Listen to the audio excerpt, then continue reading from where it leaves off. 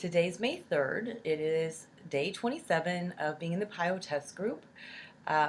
Yesterday was kind of difficult. I had a lot of stuff to get done, and I was planning to leave the house by 1:15 to head to town with my best friend and our circle of friends for her birthday.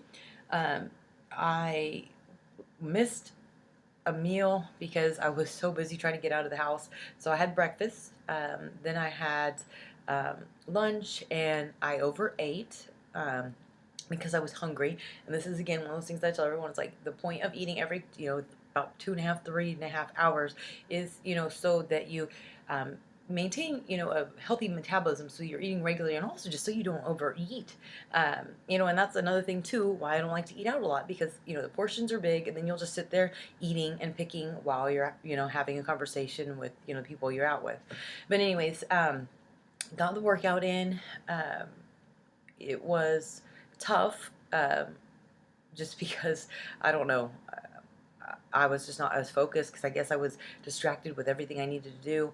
And this is kind of why I like to work out first thing in the morning instead of mid-morning when I'm trying to think of all the things I need to do. It's just best to get it out of the way.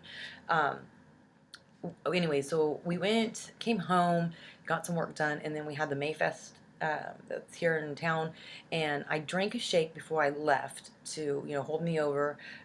It's one of these things, you usually drink a lot of beer. I realized it was so boring and I was not having a good time.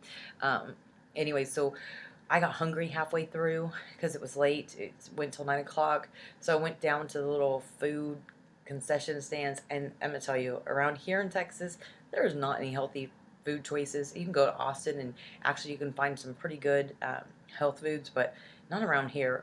So I ended up getting these fajita quesadillas, and today, like, I could just feel like, ugh, gross. Like the food hangover continues.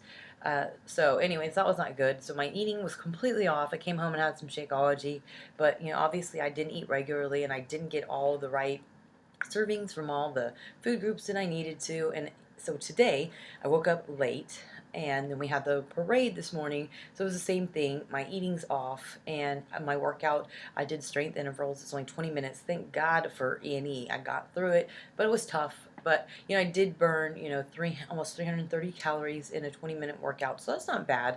I whipped up some results in recovery, and frozen strawberries and a little bit of vanilla afterwards, um, just as a snack. And oh my god, it was really good. You have to try it. I blended it for about a little over a minute, so it got really creamy. It was great. Right now I'm headed to the movies with my best friend, kind of a continuation of celebrating her birthday and spending time with her, because yesterday was just crazy with the Mayfest. But tomorrow I'm going to do sweat, and then I'm going to take my day 30 pictures. It kind of stinks because my nutrition, like I said, has been off. Totally my fault. I should have packed a cooler every time where we went. My fault. Lesson learned. But anyways, I'm taking day 30 pictures tomorrow, so I'm excited. And then Monday, getting my body fat tested, and I'm just really curious to see how far it went. It was, I think, 22.4 or 6 in the beginning. So we'll see after 30 days. I feel a lot leaner. People are noticing, when we were in public yesterday at the Mayfest thing, a lot of people noticed, that it was a lot, slimmer. So that's cool when people start to notice. And last night, Ryan said, wow, your butt's a lot, smaller. And I can definitely feel it's not like jiggly. And even my inner thighs, I noticed, don't jiggle. They're a lot more solid and, like I say, meaty. So anyways, this last week, week 4, is definitely heating up. So I know that I have my work cut out for me on the second half of this program, but time's flying by. And one thing that I noticed too is that I don't know why, but Rebel woke up the other day at like 4:30 in the morning. I didn't even hear him. I'm one of those moms who just always wakes up when you hear your kid. And then, because he woke his father got up and tended to him, and now it became kind of a routine for 2 or 3 days.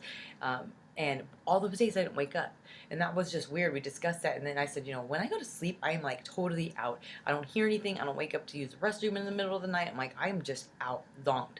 And then I thought about it. I was like, it's probably because this is the first time in a long time that I've worked out consecutively, like only one rest day a week, and like pushing myself really hard. So I do realize that working out and staying consistent and pushing yourself to the max, definitely you earn some good hardcore solid rest, which you need.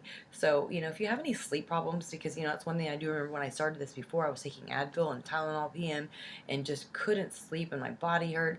And then when I started working out, I started sleeping a lot sounder, and I have not taken any sleep aids like melatonin or, Advil or Tylenol PM in, over 2 years. So that's pretty nice to not have to rely on any type of medications and to actually, when you're tired, go to sleep and sleep soundly and wake up well rested. So anyways, that's something I've noticed along the way, which is pretty cool.